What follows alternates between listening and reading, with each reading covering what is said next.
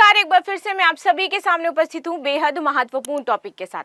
आज हम बात करने वाले हैं भारत के बारे में। यहाँ पर भारत को तोड़ने की साजिश करी जा रही है, भारत को विभाजित करने की साजिश करी जा रही है। एक बार भारत विभाजित हुआ किस समुदाय की वजह से? मुस्लिम समुदाय की वजह से, क्योंकि उनको अपना अलग देश चाहिए था। लेकिन अब यहाँ पर एक और सिचुएशन क्रिएट होती जा रही है कि जो भारत है वो ईसाईयत के नाम पर विभाजित हो सकता है, और इसके लिए पूर्वोत्तर में बहुत बड़ा अभियान चलाया जा रहा है। शेख हसीना ने इसकी तरफ इंडिकेट भी किया था, लेकिन लोगों ने इसकी तरफ ध्यान दिया नहीं है। आखिर ये मुद्दा क्या है, इसको हम डिटेल में समझेंगे और वाकई ये आपको जो आंकड़े हैं वो चौंका देंगे कि किस प्रकार से यहाँ पर ईसाईयत में धर्मांतरण चल रहा है और रेशियो कितना बढ़ करके पूर्वोत्तर में ज्यादा हो चुका है। एक एक टॉपिक को डिटेल में लेते हुए चलेंगे। मेरा नाम है प्राची मिश्रा और संस्कृति आईएएस के इस प्लेटफॉर्म पर आप सभी का स्वागत है। यहाँ पर कोई भी डेटा फेक नहीं है, एडिटोरियल आपका लिया गया है, उसको डिस्कस किया जा रहा है। क्योंकि मोस्ट ऑफ द लोग जब भी मैं इस टाइप का टॉपिक लेकर के आती हूँ, आप कहते हो मैम आपको दिक्कत क्या है? मेरी कोई दिक्कत नहीं है, लेकिन आप लोगों को पता होना चाहिए कि इस भारत देश के अंदर क्या चीजें चल रही हैं। इसीलिए मैं आपको ये सारी चीजें जो आपके एडिटोरियल्स में आ रही हैं, न्यूज में आ रही है, वो मैं लेकर के आती हूँ। अब आ जाते हैं यहाँ पर, आपको 75% का डिस्काउंट दिया जा रहा है। 13 से 16 सितंबर तक ये ऑफर है। बात कर लेते हैं। जागरण संपादकीय है ये, इसीलिए मैंने यहाँ पे लिख रखा है पूर्वोत्तर में चल रहे षड्यंत्र की अनदेखी, रोकना होगा ममांतरण का काला खेल। अब ये क्या है, क्यों ऐसा कहा जा रहा है, ये देख लेते हैं।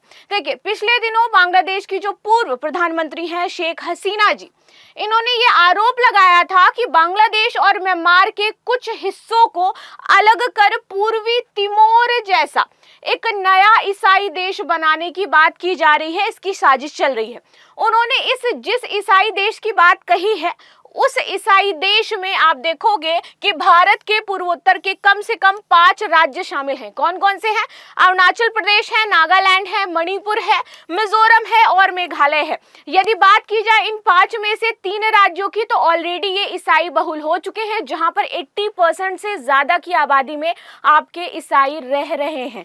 ठीक है, मिजोरम ऑलरेडी यहाँ पर ईसाई जो है कन्वर्ट हो गए हैं, नागालैंड में भी हो गए हैं, मेघालय में भी हो गए। बहुत जल्द आपके बचे हुए 2 विच कौन? अरुणाचल प्रदेश एंड मणिपुर। मणिपुर में काफी टाइम से हिंसा आपकी चली रही है, जिसके पीछे जो ईसाई षड्यंत्र है उसका कहीं ना कहीं आपको हाथ देखने को मिलेगा। और दूसरा अरुणाचल प्रदेश, ये भी जल्द ही आपको ईसाई बहुल देखने को मिल जाएंगे। यानी कि ये जो आपके पूर्वोत्तर के 5 राज्य हैं, इनमें साजिश के तहत धर्मांतरण करवाया जा रहा है और भारत से अलग करके एक नई पूर्वी तिमोर जैसे देश को स्थापित करने की बात की जा रही। अब यहाँ पर कौन कर रहा है? ये 2 बड़ी शक्तियां हैं, आपके अमेरिका और चीन मिलकर के इस काम को कर रहे हैं। एक्चुअली बेसिकली मेन चीज है यहाँ पर, अमेरिका ऐसा करना चाहता है क्योंकि अमेरिका का चीन से बाना नहीं बनता है भाई। तो अमेरिका चाहता है कि यदि इस जगह पर हमारे एयरबेस होंगे, जो कि वो बांग्लादेश में कह रहे थे, सेंट मार्टिन द्वीप में वो एयरबेस लगाने की बात कह रहे थे, जो कि वहां की जो शेख हसीना थी उन्होंने मना कर दिया था। जब मना कर दिया तो वहां पर तख्ता पलट कर दिया गया। और ऐसा ही कुछ हुआ था पाकिस्तान के पूर्व प्रधानमंत्री के साथ, कि वहां पर भी उन्होंने अमेरिका का थोड़ा सा कुछ बातें नहीं मानी थी, तो वहां पर भी पाकिस्तान में तख्ता पलट किया गया। और सेम चीज की गई आपकी बांग्लादेश में शेख हसीना के साथ, जब उन्होंने ये बात नहीं मानी कि हम क्या है आपको यहाँ पर एयरबेस लगाने देंगे। तो इस तरीके की यहाँ पर चीजें आपको दिखाई दे रही हैं। लालच दे रहे थे वो बांग्लादेशी गवर्नमेंट को, जो शेख हसीना थी उनको, कि हम आपको चुनाव जितवा देंगे, उसके बदले में आपको कुछ नहीं करना है, बस आपको अपना एक एयरबेस स्थापित करने के लिए मुझे एयरबेस, यानी कि अमेरिका अपना एयरबेस स्थापित करने के लिए मुझे आप एक जगह दे दो। ये तो बात रही कि क्या क्या चीजें हैं। अब उन आंकड़ों पे आ जाते हैं जिन आंकड़ों के तहत किया जा रहा है कि भारत को विभाजित करने की जो साजिश है वो रची जा रही है। अब देखते हैं कैसे कैसे यहाँ पर ईसाइयों की जनसंख्या बढ़ी है। और ये डेटा है आपके पास, रियल डेटा, ये कोई फेक डेटा मैं अपने घर से लिख करके नहीं लाई हूँ। बिकॉज मैं हमेशा कहती हूँ आप लोगों से, जब भी मैं ऐसे टॉपिक लेके आती हूँ, मोस्ट ऑफ द आप लोग कहते हो कि आपको क्या दिक्कत है। मुझे कोई दिक्कत नहीं है, लेकिन जो चीजें हैं वो आपको पता होनी चाहिए, बिकॉज ये आपके लिए है। आ जाते हैं, मिजोरम में ईसाई आबादी अब 90% है। अब देखिए, मिजोरम में जो ईसाई आबादी हो गई है 90% हो गई है। सिर्फ 10% लोग वहां पर हिंदू और अलग समुदाय से आते हैं। आगे बात कर लेते हैं 1951 में नागालैंड की। तो यहाँ पर जो ईसाई आबादी थी वो थी 46.04%, जो कि अब बढ़कर के कितनी हो गई है 2011 में 87.92% हो गई है। ये 2011 की जनगणना का आंकड़ा आपको दिखाया जा रहा है। ठीक है, आगे बात कर लेते हैं अब मेघालय की। 1961 की बात करें तो यहाँ पर ईसाई की जनसंख्या थी 35.21%। 9%, जो कि अब 2011 की जनगणना के अनुसार बढ़कर के कितनी हो गई है 74.59%। और आपको यहाँ पर थोड़ा सा भी आश्चर्यचकित इसलिए नहीं होना चाहिए क्योंकि ये आप देखो तो ऑलरेडी बढ़ चुकी होगी, क्योंकि अभी आपकी जो नई जनगणना है उसको लेकर के कुछ ना कुछ विवाद चल रहे हैं। आगे आ जाते हैं, अरुणाचल प्रदेश की अब बात कर लेते हैं। 1971 में मात्र यहाँ पर 0.78% आपकी ईसाई जनसंख्या रहती थी, लेकिन अब ये बढ़कर के कितनी हो गई है 30.26। अब बात करेंगे मणिपुर की, जो आजकल मणिपुर दोबारा से जल रहा है, दंगे हो रहे हैं यहाँ पर, कहीं ना कहीं इन ये जो ईसाई आपके उग्रवादी समूह हैं उनका हाथ है।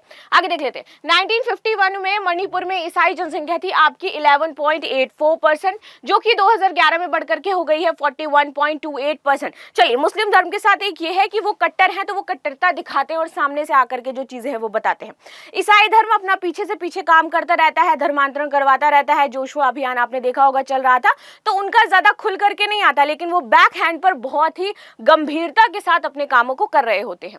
ठीक है, आगे आते हैं। इन राज्यों को आपस में जोड़ने के लिए असम के कार्बी आंगलोंग जिले को चुना गया है। विगत 4 दशक में इन जिलों में ईसाई 7% से बढ़कर के आपके 17.50% हो गए हैं। तो आपको कैसे चिंता नहीं करनी चाहिए कि कल को ये समूह उठ करके ये कहेंगे कि हमें एक अलग देश चाहिए ईसाइयत के नाम पर, जिनका सपोर्ट अमेरिका करने के लिए चला आएगा। ठीक है, तब आप क्या करोगे, तब हमारी सरकार क्या करेगी। ठीक है, चलो आगे देख लेते हैं। भारत का विभाजन ईसाइयत के आधार पर ना हो। देखिए, भारत का विभाजन हिंदू मुस्लिम के आधार पर एक बार हो चुका है, हम सभी जानते हैं, और उसका दर्द हम आज तक झेल रहे हैं। पीओके आप सभी देख रहे हो, कश्मीर आप सभी देख रहे हो। ठीक है, विभाजन के बाद देश में नारे लगाए जा रहे थे कि हिंदू मुस्लिम सिख ईसाई आपस में सब भाई भाई, लेकिन जैसे ही 1947 में विभाजन हुआ उसके पश्चात आपको देखना होगा, सच्चाई को हमेशा एक्सेप्ट करना सीखे। ये सच्चाई थी कि इसके बाद सभी ने बोला, अभी खालिस्तान को लेकर के मांग उठती है, ठीक है, तब भी उठ रही थी। उसके बाद जो ईसाई सशस्त्र संघर्ष थे उन्होंने छेड़ दिया था संघर्ष कि भाई हमें भी अपना, पूर्वोत्तर के जो कुछ लोग थे, और अगेन ये पूर्वोत्तर ही था जहां पर कहा जा रहा था कि हमें अपना अलग देश चाहिए, इन्होंने बोला हमें अलग होना है। आजादी के तुरंत बाद जैसे ही पाकिस्तान भारत से अलग होता है, 1980 में आप देखो पंजाब में भी कुछ अलगाववादी खालिस्तानी नारा लगाने लगे थे कि हमें खालिस्तान नाम का एक देश चाहिए, जो अभी तक चल रहा है, जिसकी वजह से कनाडा से हमारे वर्तमान में संबंध अच्छे नहीं चल रहे हैं। कनाडा के जो आप देखोगे राष्ट्रपति हैं, पीएम है वहां के, कनाडा के जो पीएम है, उन्होंने बैन लगा दिया है भारतीय छात्रों पर, लिमिटेशन लगा दी है कि इससे ज्यादा छात्र नहीं आएंगे, वहां पर रोजगार नहीं दिया जा रहा है उनको। आगे देख लेते हैं, पूर्वोत्तर राज्य में ईसाईकरण का अभियान अलगाववाद को ही बल दे रहा है। तो ये सारी चीजें हैं, जैसे ही पाकिस्तान अलग हुआ हर एक धर्म ने बोला कि हमें अलग होना है। ईसाईयत धर्म ने कहा कि भाई हमें अपना अलग देश चाहिए, सिखों ने कहा हमें अपना अलग देश चाहिए। चलो अब आगे आ जाते हैं, तो इसको आप किसी भी तरीके से नकार नहीं सकते हो कि ऐसा कुछ था ही नहीं। ठीक, आगे आ जाते हैं। पूर्वोत्तर में अनेक ईसाई उग्रवादी संगठन सक्रिय हैं। इस्लामिक आतंकवाद की तरह ही पूर्वोत्तर में अनेक आपके ईसाई उग्रवादी संगठन हैं। त्रिपुरा में संचालित national liberation front of Tripura के उग्रवादियों ने 1999 में वनवासी कल्याण आश्रम के 4 पदाधिकारियों का अपहरण कर उन्हें बांग्लादेश में जाकर के हत्या कर दी थी। ये बात रही त्रिपुरा की। आगे देख लेते हैं, वे शिक्षा, स्वास्थ्य, रोजगार को लेकर के जनजाति समाज में कार्यरत वनवासी कल्याण आश्रम को काम करने से रोकना चाहते थे। अभी आपने देखा होगा कुछ दिन पहले जो आपका NLFT है, इसके साथ केंद्र सरकार ने एक शांति समझौता किया है कि जो भी उग्रवादी हैं, नक्सलवादी हैं, वो अब किसी भी तरीके का ये जो हमला वगैरह है नहीं करेंगे। फाइनली शांति समझौता हुआ, लेकिन उसमें ये स्पष्ट नहीं था कि ये पुनः कब अपना संघर्ष खड़ा कर देंगे। यहाँ पर ये नहीं कहा गया कि वो हमेशा के लिए बंद कर देंगे, सिर्फ समझौता हुआ है, और समझौते होते हैं उसके बाद समझौते तोड़े भी जाते हैं। तो यहाँ पर ये आश्वासन नहीं है, कोई गारंटी नहीं है कि ये दोबारा से खड़े नहीं हो सकते हैं। ईसाई बहुल नागालैंड में विरोध के कारण ही अटल बिहारी वाजपेयी की जो अस्थियां थी उनको सबसे बड़ी नदी डोयांग के बदले एक छोटी नदी में विसर्जित करना पड़ा था। ये भी इतिहास है और आप लोगों को पता होना चाहिए।